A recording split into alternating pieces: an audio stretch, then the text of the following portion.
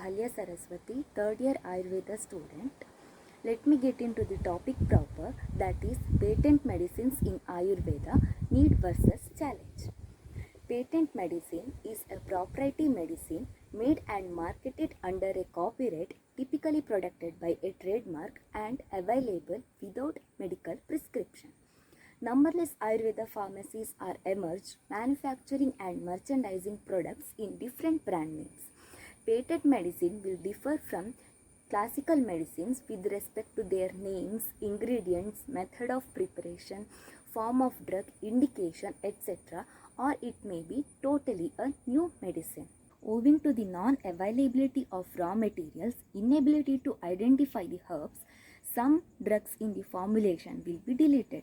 To improve the potency, some drugs will be added. Sometimes substitutions will be done with drugs having similar properties. A Vaidya is free to do these changes, taking care about the outcome. Just addition, deletion or substitution of few ingredients will not make it a new formulation. A new name may be necessary to indicate the altered formulation, but companies have used the brand names to advertise their products. Different manufacturing processes will affect the quality of product. For instance, macerated and rolled pills will have different particle arrangement in molecular level when compared to powdered and compressed tablets. And preservatives added will have adverse effects on health. A wise physician will choose quality over easy procedure.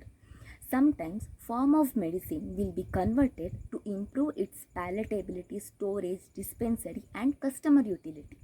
But converting Quatha to tablet will give rise to question mark on its efficacy. For example, in Raktapitta Chikitsa, where Swarasa, Quatha, Grita, Leha forms are mostly told and Asavarista are avoided owing to their innate Ushnavirya, use of Quatha Pravahi will be inappropriate, which contains Sandhana Dravya. The majority of patent medicines are disease oriented and available over the counter, but this fails to represent Ayurveda principles where treatment is given after evaluating dosha, dushya, rogi bala, etc.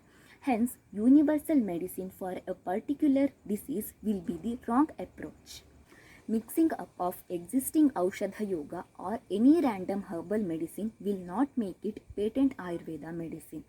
The very concept of Dvividhopakrama and Chikitsa Sutra of Vyadhi will be broken if done so.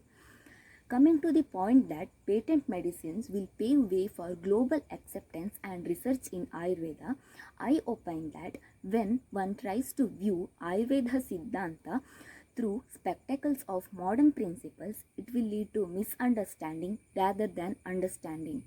Then, shouldn't there be researchers in Ayurveda? Yes, there can be. Shouldn't a Vaidya prepare his own medicine? Yes, he can. He should. Sushruta has used the word Swayamkriti. But patent medicines have made us lazy. When a Vaidya does his vritti properly without thinking about earning profit or becoming famous, his needs will be fulfilled automatically. It is no doubt that patent medicines have helped to reach Ayurveda to large number of population, even the foreigners. But a Vaidya is necessary behind the people before they use these medicines to suggest Anupana, Sahapana, etc. Hence, each Vaidya should make use of his resource so that no one goes behind the pharmacies. Proprietary medicines manufactured by mercenary companies at the cost of ethics to gain profit will lead to mistrust of people in Ayurveda. Monetization of Ayurveda principles will lead to decline of its own system. At present, patent medicines have a lion's share in Ayurveda clinics. A wise Vaidya uses Aptopadesha and Yukti to prepare medicines for the wellness of the society without making adjustments and compromises.